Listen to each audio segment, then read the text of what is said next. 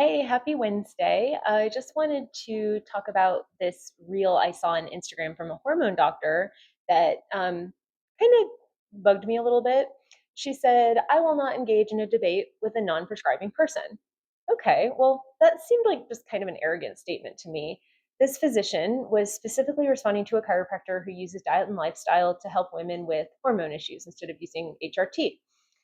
So, this physician who uses HRT decided to use her platform with hundreds of thousands of followers to essentially belittle this chiropractor, which, first of all, is such a crazy example of history repeating itself. And I'm not sure if you're aware of the history, but going way back to the early 1960s, the American Medical Association decided that they needed to either contain or completely eliminate the chiropractic profession. The AMA felt threatened basically by chiropractors. So, all in the name of turf and title protection, the AMA started playing dirty. They hired bad actors to plant false news stories about chiropractors disabling and causing permanent injury to their patients.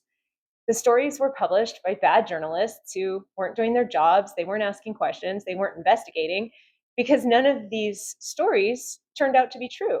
They were completely made up by the AMA to discredit the entire chiropractic profession.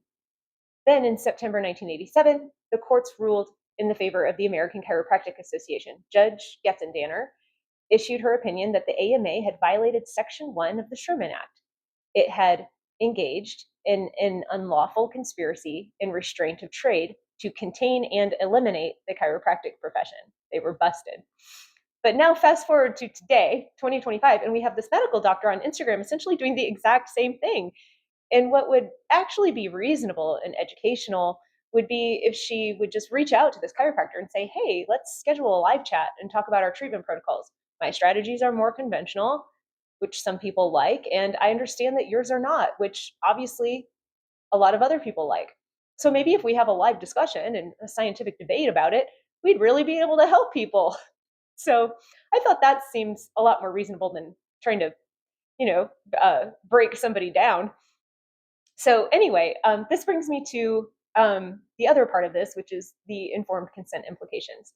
And we should be able, essentially, to rely on our healthcare providers and doctors to help us make informed health decisions, right? But sadly, a lot of physicians don't discuss many details beyond drugs and treatments that they recommend to treat your diagnoses. But there are actually informed consent laws in every state that require doctors to go into more detail than that. The law actually states that doctors are required to explain your diagnosis, provide a risks versus benefits analysis, as well as list any side effects that their recommendations may cause. They're also required to discuss with you any alternative treatments available and what would happen if you decided to do nothing at all to treat your diagnosis. So, back to this hormone doctor who refuses to debate a non prescribing person while she preaches on Instagram to her followers about her credentials and knowing the science and what could a non prescribing person possibly be able to offer in a discussion about women's hormones. Doctors like this one seem to be very comfortable dodging a scientific debate with you and with a chiropractor or anyone else for that matter in the name of science. And I can think of another time not so long ago when we were told to just shut up in the name of science. Remember Mr. Fauci? But informed consent discussions can feel like a back and forth, or they can feel like a debate. And that's okay because patients should always feel comfortable questioning their doctor's recommendations. And they should always feel empowered to do their own research regarding a recommended drug or treatment. But some doctors, like this one, seem to be in favor of shutting down discussions with people that they deem lower than them on the educational spectrum as non prescribing people. I'll admit our healthcare system's very tight schedules don't help. We wait for 2 hours sometimes to see a doctor for just 10 minutes. But at the same time, refusing scientific debate with a patient just doesn't seem right to me. If a doctor won't discuss or debate your case, they're also probably not open to creative thinking or new treatment ideas or even suggestions. And by the way, science is never settled, it is always up for debate. If your doctor refuses to engage with you or answer questions or alleviate your concerns about your health or the care they recommend, find one who will. You deserve better.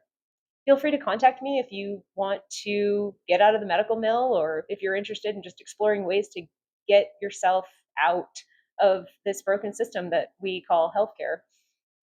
It was honestly the best thing I ever did for myself. And at the end of the day, your health and the health of your family is always worth having an informed discussion about healthcare. Am I right? I'm definitely open to debate. Anyway, thanks for watching, and feel free to pass this on to anyone you feel may benefit from hearing this. And I'll be back next week with more to say.